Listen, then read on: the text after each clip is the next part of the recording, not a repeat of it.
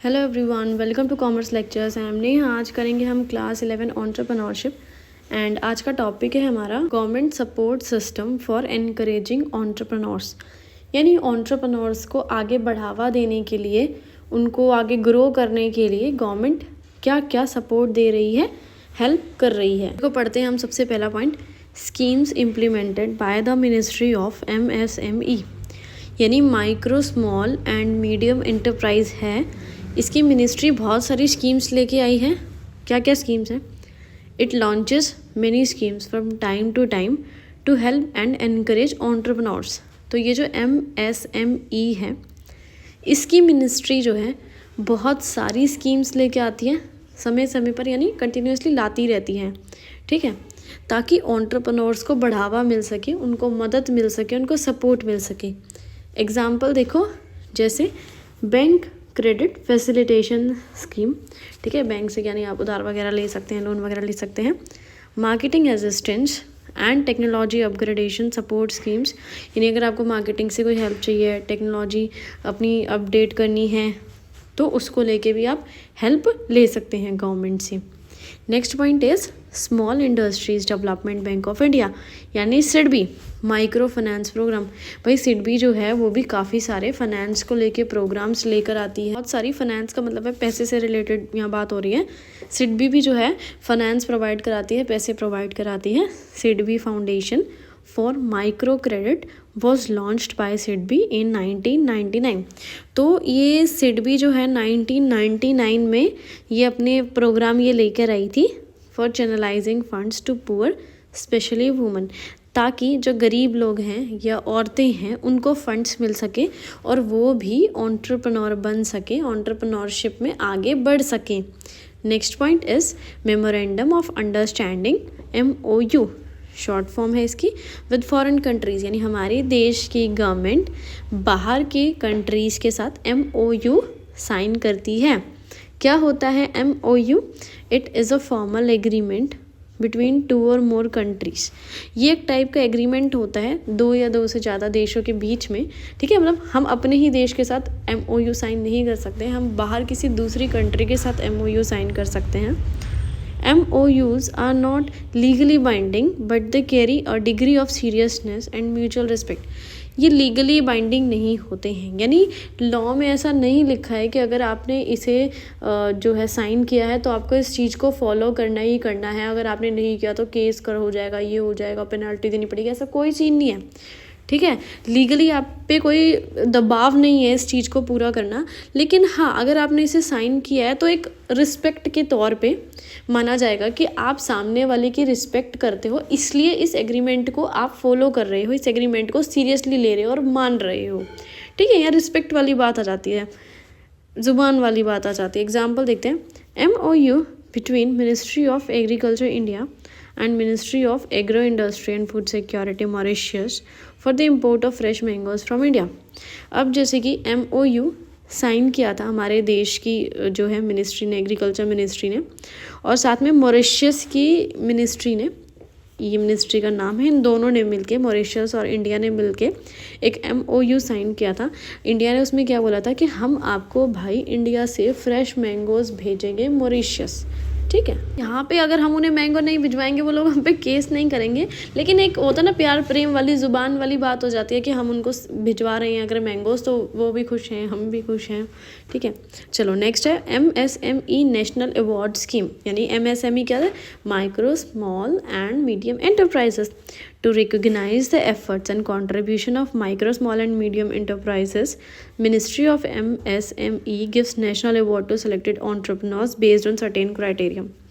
अब जो है, जो ये अपनी MSME है, ठीक है, इसकी जो मिनिस्ट्री है वो क्या करती है? नेशनल अवार्ड देती है। ठीक है, किन एंटरप्रेन्योर्स को देती है? जो कि छोटे छोटे ये एंटरप्राइज, स्मॉल एंटरप्राइजेस खोलते हैं उनको, कि भाई इतने एफर्ट्स लगा रहे हैं, हमारे देश में इतना ज़्यादा कंट्रीब्यूट कर रहे हैं, GDP बढ़ा रहे हैं, हमारे देश के लिए इतनी मेहनत कर रहे हैं, तो उनको एक अवार्ड दिया जाता है कि हाँ भाई तुम जो है इतनी आगे बढ़ चुके हो, इतने छोटे से तुमने शुरुआत करी थी और तुम आगे बढ़ते जा रहे हो। तो एक होता है ना, उनके एफर्ट्स जो लगा रहे हैं उस चीज़ को रिकॉग्नाइज़ करने के लिए, उसको तारीफ़ करने के लिए, दूसरों तक ये बात पहुँचाने के लिए उनको ये अवार्ड्स दिए जाते हैं। A cash reward of rupees up to 1 lakh and citation is given to the winning entrepreneurs. ठीक है, तो इनको कैश वगैरह दिया जाता है जो भी entrepreneurs इसमें जीतते हैं, जिनको अवार्ड मिलता है. Next point, national small industries corporation scheme, NSIC short form है इसकी. भाई ये भी काफ़ी सारी स्कीम्स लेकर आती हैं. To promote and develop entrepreneurs and micro small and medium enterprises, government of India established NSIC in 1955. तो 1955 में गवर्नमेंट लेके आई थी ये NSIC. किस लिए लेके आई थी? ताकि हमारे जो देश के एंटरप्रेन्योर्स को और बढ़ावा मिल सके और वो और डेवलप कर सकें और नई नई छोटी छोटी एंटरप्राइजेस खोल सकें. From time to time it launches certain schemes to facilitate entrepreneurs. तो समय समय पर ये जो कॉरपोरेशन है ये स्कीम्स लेके आती रहती है एंटरप्रेन्योर्स के लिए, उनके सपोर्ट के लिए, उनके हेल्प के लिए. जैसे रॉ मटेरियल असिस्टेंस स्कीम, यानी रॉ मटेरियल में हेल्प चाहिए, अगर पैसा चाहिए या कहीं से अरेंज करवाना है तो हो जाएगा. इक्विपमेंट लीजिंग स्कीम, यानी आपको मशीन्स वगैरह इक्विपमेंट्स वगैरह चाहिए, लीज़ पे लेने हैं, रेंट पे लेने हैं, तो गवर्नमेंट इस चीज़ में आपको सपोर्ट प्रोवाइड करा देती है.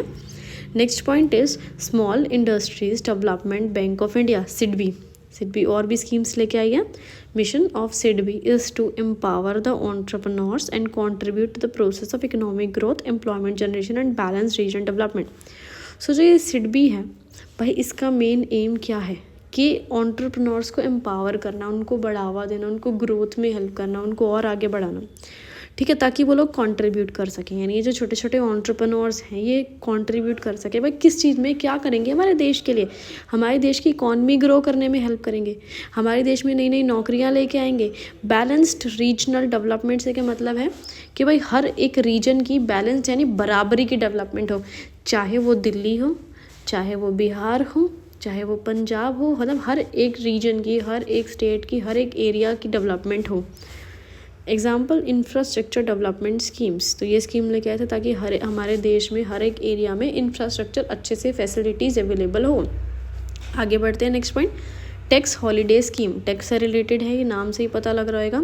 Ministry of MSME has declared a tax holiday scheme for the entrepreneurs which exempts them from the payment of certain taxes.